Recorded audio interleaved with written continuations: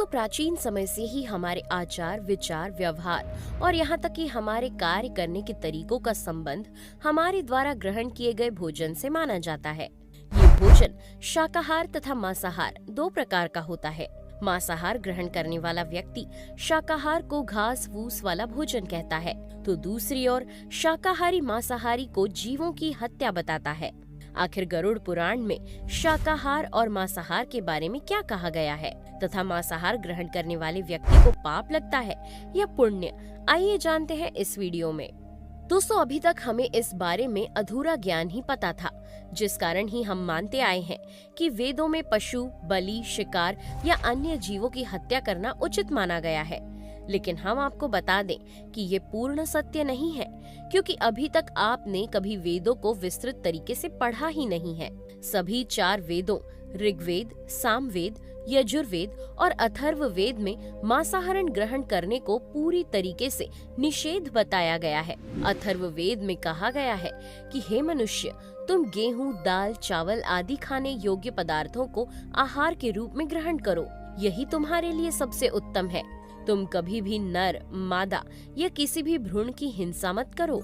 यजुर्वेद में सभी जीवों की आत्मा को परमात्मा के तुल्य माना गया है और जिस प्रकार हम स्वयं की रक्षा करते हैं, उसी प्रकार हमें सभी छोटे बड़े जीवों की भी रक्षा करनी चाहिए, न कि उन्हें मारकर खाना चाहिए। ऋग्वेद में कहा गया है कि गाय जगत जननी है और उनकी रक्षा करने के साथ साथ हमें अन्य सभी 4 पैर वाले जीवों की भी रक्षा करनी चाहिए। इसी से प्रकृति का कल्याण संभव है। वेदों के बाद अब हम आपको वेदों और उपनिषदों के सार गीता के बारे में बताते हैं, जिसमें स्पष्ट रूप से तो शाकाहार या मांसाहार के बारे में वर्णन नहीं मिलता, लेकिन उसमें भोजन को 3 प्रकार सत्व, रज और तम में बांटा गया है। जैसा कि हम आपको पहले ही बता चुके हैं कि जो व्यक्ति जैसा भोजन ग्रहण करता है, उसकी सोच भी वैसी ही हो जाती है। सात्विक प्रकार का भोजन ग्रहण करने वाला व्यक्ति अपने कार्यों में भी शालीनता प्रदर्शित करता है, जो कि मन, बुद्धि और स्वास्थ्य को सही रखता है। साथ ही ऐसा भोजन ग्रहण करने से आयु में भी वृद्धि होती है। जब इसी शाकाहारी भोजन को बहुत से तेल, मिर्च और मसालों में पकाया जाता है, तब यही भोजन राजसी आहार बन जाता है और इसे ग्रहण करने से स्वास्थ्य खराब होना, नींद न आना आदि समस्याएं हो सकती हैं। लेकिन तामसिक अर्थात मांसाहार का सेवन करने वाले व्यक्ति आलसी, रोगी तथा अन्य विभिन्न प्रकार की परेशानियां अपने जीवन में झेलते हैं।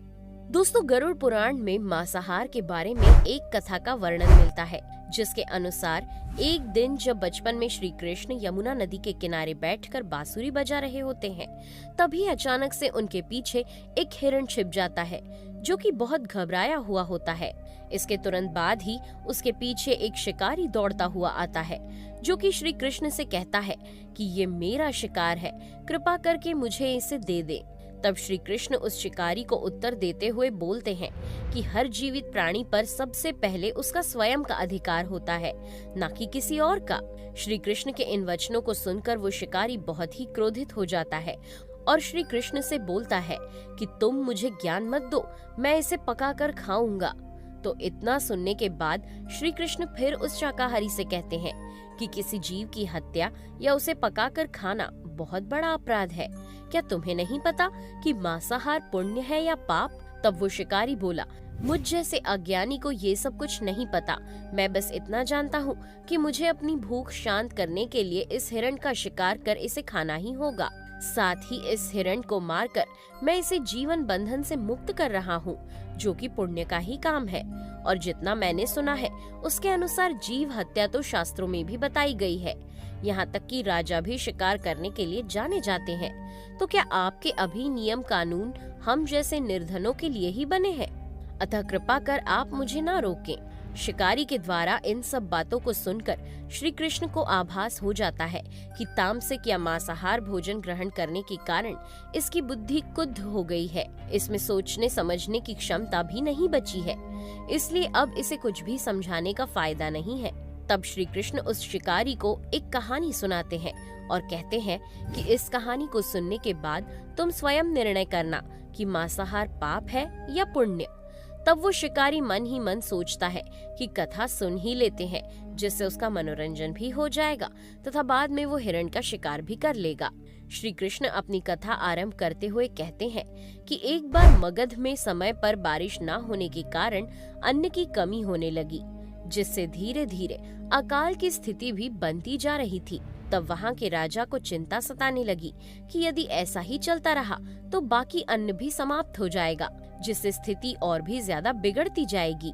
इस समस्या के समाधान के लिए राजा ने अपने सभी मंत्रियों की एक बैठक बुलाई तथा वहां उन्होंने अपने सभी सभासदों से पूछा कि इस खाद्य संकट या अनाज संकट से कैसे निपटा जाए तथा इस संकट से निपटने के लिए सबसे सस्ती वस्तु क्या हो सकती है, ये भी बताएं। तो सभी मंत्री सोचने लगे कि चावल, गेहूं आदि अन्न उगाने में बहुत ही समय और परिश्रम लगता है, जिससे ये तो सस्ते हो ही नहीं सकते।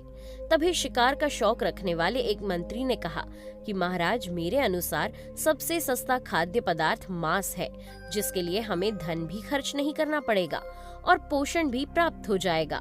मंत्री के इस बात का समर्थन अन्य सभी सभासदों ने कर दिया, सिवाय प्रधानमंत्री के। राजा ने प्रधानमंत्री से पूछा, आप चुप क्यों हुए?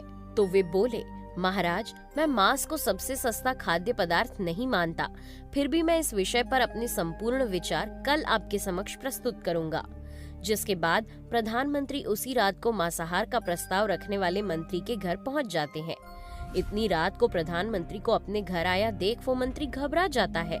तभी प्रधानमंत्री उससे कहते हैं कि महाराज की तबीयत अचानक से खराब हो गई है तथा राजवैद्य ने कहा है कि यदि किसी शक्तिशाली शरीर का 2 तौला मांस मिल जाए तभी उनके प्राण बचाए जा सकते हैं। चूँकि आप महाराज के सबसे निकट है, अतः आप जो भी मूल्य लेना चाहें ले लें, यहाँ तक कि मैं आपको 1 लाख स्वर्ण मुद्राएं तथा एक बड़ी जागीर भी दे सकता हूँ।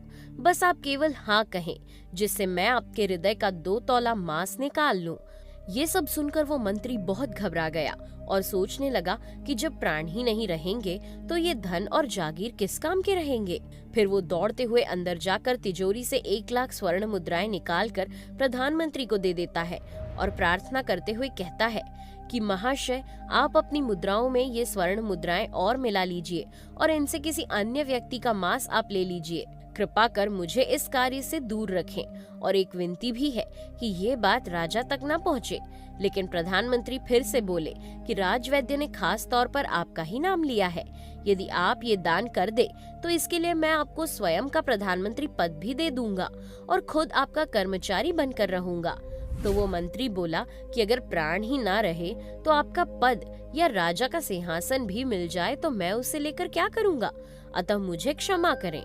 इसके बाद प्रधानमंत्री मुद्राएं लेकर अन्य सभी मंत्रियों के घर जाते हैं और सभी से राजा के लिए 2 तौला मांस देने की विनती करते हैं, परंतु कोई भी इसके लिए हामी नहीं भरता तथा अपने बचाव के लिए सभी मंत्री 1 लाख से लेकर 5 लाख तक स्वर्ण मुद्राएं तक प्रधानमंत्री को देते गए।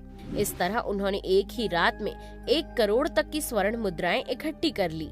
फिर अगली सुबह जब सभी सभासद राजा के आने और उनके स्वास्थ्य को जानने की प्रतीक्षा कर रहे होते हैं, तभी राजा पिछले दिन की भांति ही बड़े आराम से आकर बैठ जाते हैं। उन्हें पूरी तरह स्वस्थ देखकर सभी मंत्री समझ जाते हैं कि प्रधानमंत्री ने उनसे झूठ बोला। तभी प्रधानमंत्री 1 करोड़ स्वर्ण मुद्राएं राजा के सामने रख देते हैं। राजा पूछते हैं कि ये मुद्राएं कहाँ से आई और किस लिए हैं? तो प्रधानमंत्री ने उत्तर दिया कि महाराज, इतनी धनराशि देने के बावजूद भी कोई 2 तौला मांस देने को राजी नहीं हुआ, तो अब आप ही बताइए कि मांस सस्ता है या महंगा। राजा को अब बात समझ आ चुकी थी, जिसके पश्चात उन्होंने अपने राजसी अन्न भंडार किसानों को खेती के लिए प्रदान किया। साथ ही उन 1 करोड़ स्वर्ण मुद्राओं से सिंचाई तथा अन्य व्यवस्थाएं की। कुछ समय बाद मौसम अनुकूल होने से पूरे राज्य में फसलें लहराने लगी और राज्य का खाद्य संकट भी जल्द ही दूर हो गया।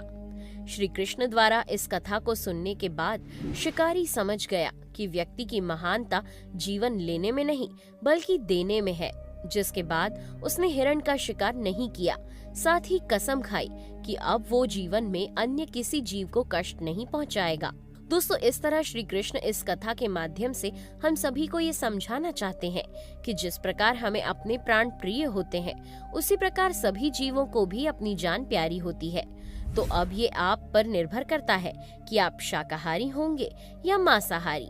साइंटिस्ट ने भी ये प्रूव किया है कि मांसाहार के मुकाबले आप शाकाहार करके स्वयं को ज्यादा सेहतमंद बना सकते हैं।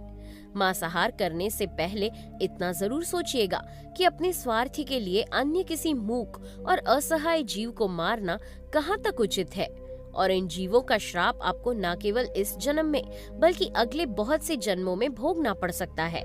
दोस्तों, आप किस प्रकार का भोजन ग्रहण करते हैं? कमेंट करके जरूर बताएं। वीडियो पसंद आया हो तो लाइक करें और चैनल को सब्सक्राइब करें। Thanks for watching.